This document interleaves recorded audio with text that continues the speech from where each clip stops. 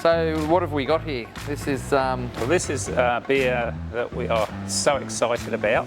I think it's probably a first for Australia, maybe even the world, I'm not sure. But this is an Egyptian beer made with sort of authentic ingredients from the time. Yep. But we also managed to secure some 4,000-year-old yeast. Yeah, wow. To brew it with.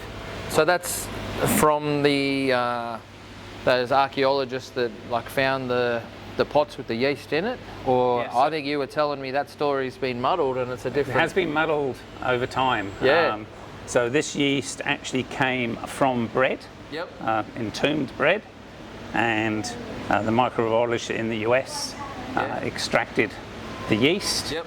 and the microbiologist who extracted it made a very small batch of beer Yeah. as a sort of an experiment. Yep. And I was very, very lucky to be gifted one of the bottles because of my involvement with the museum, with the exhibition of mummies that was, goodness, in 2018, I think, so it's going back a few years now. Yeah. And I've just had the bottle sat here Yeah. for 7 years. Wow. And there's a current mummies exhibition going on again that we were looking to brew for. Yeah. And I suddenly recalled we had the bottle. Yeah. So I sent it off to the guys down at Bluestone Yeast Yep. in Melbourne to see if there was any chance that they could revive anything out of it. I wasn't very hopeful, nor were they, but we gave it a go. And amazingly, Turns they've done it. Yeah. We brewed the beer. It's only a fairly small test batch because we had no idea if it would be drinkable or not. Yeah. What I tasted out of the tank, I believe, is amazing. We weren't sure if it was going to be sour or Belgian-esque or how it was going to come out. It has come out slightly Belgian. Yeah, there's some light hints of clove on there, like the pomegranate is definitely there. Yeah, so the beer's called Sekhmet's Rage, and that was an Egyptian goddess, apparently came down to earth to drink the blood of all men and basically annihilate the world. Yeah. And apparently the remaining survivors filled the River Nile with pomegranates and beer and turned it red like blood. She drank it, fell asleep. I'm not sure if it was for days or weeks, but when she awoke, she was a lot more mellow. Apparently it saved humanity. Well, mate, cheers to that. So, and I say I've tasted it in the tank. This is my very first taste of it carbonated in the glass. So I'm honoured to be just in your presence to be able to do this, but to even get some, so.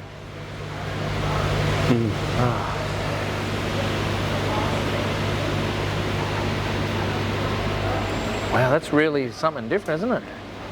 It's on the nose, you're really getting the pomegranate at first, but when you really dig into it, I'm getting that real nice clove. Clovey. Yeah. A little bit of black pepper, and then when you drink it, the mouthfeel is surprisingly quite big. Yeah. But it's a dry finish. Yeah. So it's like, I'd almost say creamy in the way that it sort of coats your tongue, but it's not creamy. And so basically, this was almost brewed without hops, but unfortunately, with the ATO and everything in Australia, you've got to have that 6 IBUs of hops. So it's just been hopped with a very neutral hop right at the start of the boil, just to make it legally a beer. Yeah. We would have much preferred to have brewed it without, but it doesn't really have an effect on the beer. It's got a really nice finish, and the front of my tongue is still kind of sweet and fruity. It's delicious.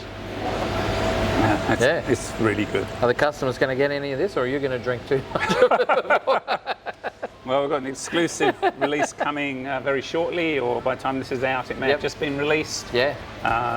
It'll be released in bottles and cans. Nice.